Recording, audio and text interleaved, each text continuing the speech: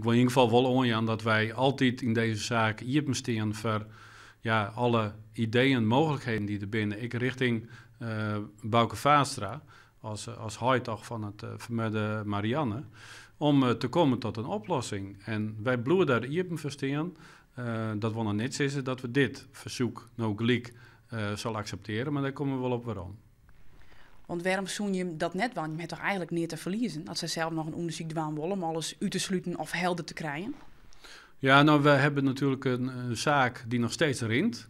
Er is een goed beheer nodig van alle sporen. En daar willen we eigenlijk op die manier wel de verantwoordelijkheid voor houden. Dat wil niet zeggen dat er niet andere instituten binnen die goed onderzoek doen.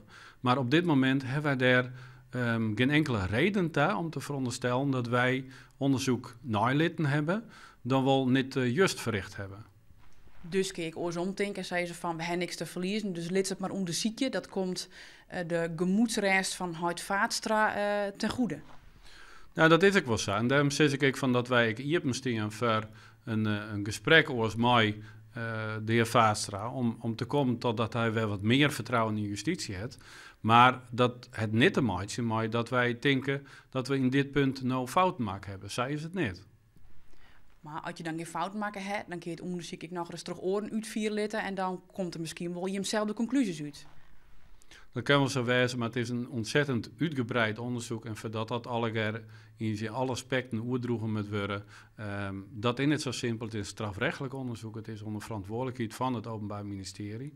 En waar het vooral om gaat is dat wij van mening binnen dat onderzoek op dit moment, en de beslissing waarom we dat nog niet diend hebben, onder Taske, een juiste beslissing wie. Zij had de vraag, is het materiaal wat op het taskenvoen is ooit vergeleken met het materiaal wat op het lichaam voen is?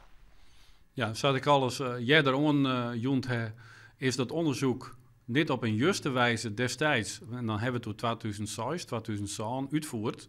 En om die reden kon er dus geen vergelijk maken worden met materiaal wat voorhanden was. Dat weer de reden waarom het nog niet vergeleken is. Vervolgens kwam de vraag op van, nou dan kunnen we toch zelf, het NFI wie dat in dat geval, onderzoek doen naar sporen. Daarvan is toen de beslissing genomen van de doggen we niet, omdat dat mogelijkheid bestiert dat de sporen misschien vernietigd, futmakest en te vol onduidelijkheid houdt. Maar, zei ik, misschien is het spoor wat op het lichaam voen is net per se van de dierder en dat spoor op het tasken wel. Misschien wie er wel meerdere dierders. Ja, nou wij binnen uit dat uitgebreide onderzoek wat we nog steeds doen, 100% van overtuigd dat we te maken hebben met een 100% dader-DNA-spoor. Dat wil zeggen, we hebben meer dan 10 sporen, verschillende sporen voen op verschillende plakken van de stoffelijk overschot. En die ben natuurlijk alle maar kunnen vergelijken. En dat is alle op alle verschillende onderdelen van een DNA-profiel gelijk om elkaar. Dus we hebben maar alle sporen van één en dezelfde dader. Daarmee zei je, de sporen die op het tasken zitten, zullen u net informatie brengen die u naar de dierder leiden zal. Daar ben wij van overtuigd dat dat niet het geval zou wezen. Omdat we uit alle afleiding van alle sporen, uit de onderlinge vergelijking van die sporen, oude lieden kennen dat het je gaat om één verdachte. Het tasken kan waarschijnlijk wel gebruikt worden bij de uitvoering van het delict, maar dat is iets wat dan minder van belang is en niet zal leiden gelijk tot een verdachte. Nou is dit een grote zaak in Friesland. Vaatstra heeft weinig vertrouwen in justitie, dus zou dat dan toch net een reden wijzen om te zeggen, nou ja, doe dat dan maar en zie wat eruit komt? Nou, eigenlijk is mijn betoog van dat wij tot op dit moment van mening binnen dat we heel duidelijk zorgvuldig onderzoek diend hebben. Op juiste beslissing zijn hebben van we onderzoeken het niet. Maar dat betekent niet dat het uitsluiten is dat er nog nader onderzoek aan verrichten is.